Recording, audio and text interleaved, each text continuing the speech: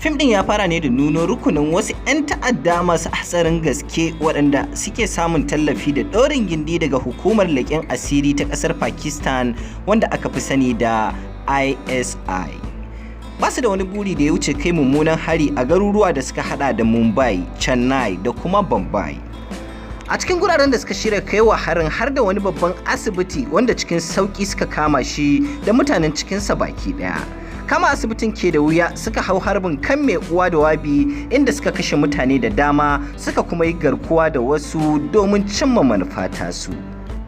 Abinda 'yan ta'addan ba su sani ba shine a cikin mutanen da suka yi garkuwa da su a cikin asibitin akwai matar wani ƙwararren ɗan caskale wanda ya ƙware wajen iya faɗa iri daban-daban. Shi ma yana wani ɓangare na wannan asibiti ya kuma lashe takobin sai ya kubutar da matarsa ko ta halin ƙaƙa. Daga wannan lokacin ɗan caskalan ya fara bin su ɗaya bayan ɗaya yana musu kisa mummuke.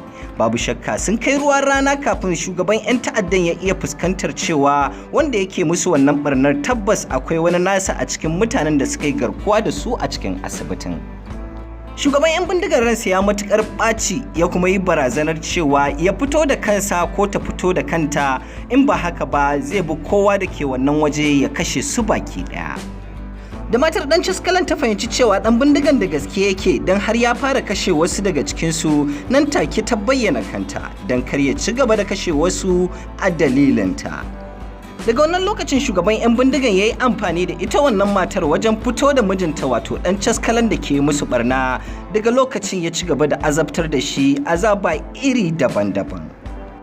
Daga ƙarshe wannan ɗan caskalan ya yi amfani da wasu dabarun iya faɗa wajen gamawa da su baki ɗaya, wanda a dalilinsa da matarsa ɗaruruwan mutane suka samu kubuta daga harin waɗannan 'yan bindiga da suka kai wannan asibiti. Da haka muka zo ƙarshen wannan recap. Don samun recap na gaba dangane da wani fim ɗin, kar ka manta da dannawa channel ɗin mu subscribe da kuma alamar ƙararrawa, domin yin hakan zai ƙara mana ƙwarin gwiwa kuma ba zai ɗauke ka wani lokaci mai tsayi ba, ka sani kuma a kyauta ake yin sa. Mun gode.